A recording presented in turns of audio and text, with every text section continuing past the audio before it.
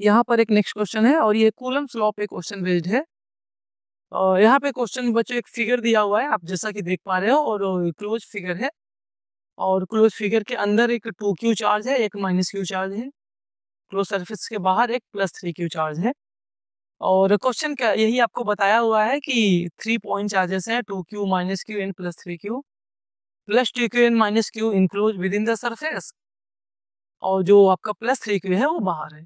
Question कह रहा है what is electric flux due to the configuration through the surface.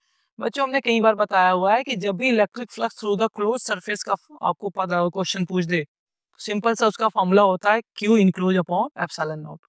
ये मैंने कई बार आपको समझाया हुआ है। And this is the Gauss law.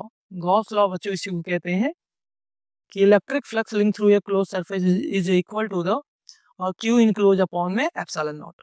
तो एक बार बच्चों पता कीजिए कि Q इनक्लोज कितना है। Q इनक्लोज का मतलब होता है net enclose charge. Q enclose का मतलब होता है नेट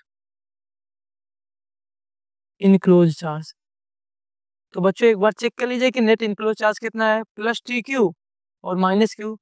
तो +2q एंड -q बच्चों हो जाएगा आपका Q divide by epsilon not के यहाँ पे epsilon not. This is your answer. यही बच्चों आंसर हमने यहाँ पे लिखा हुआ है सेम टू सेम, तो आप इसको भी लिख सकते हैं। मैंने कई बार समझा रहा हूँ बच्चों कि एग्जाम में जितना जरूरत हो उतना ही लिखिए। फालतू का आप कहानी लिखेंगे उस पर कुछ भी नहीं मिलने वाला है, सिर्फ और सिर्फ आपका टाइम वेस्ट होगा। एग्जाम में आपके लिए टाइम बहुत इंपॉर्टेंट होता है, तो जितना क्वेश्चन पूछा जाए बस उतना ही आंसर लिखिए। बहुत ज्यादा आपको कहानी लिखने की जरूरत नहीं है। ये कोई हिस्ट्री का पेपर नहीं है कि जो आपको कहानी लिखना है, ये फिजिक्स का पेपर है। तो जितना आपको क्वेश्चन पूछा जाए बस उतना ही आंसर दीजिए, ठीक है।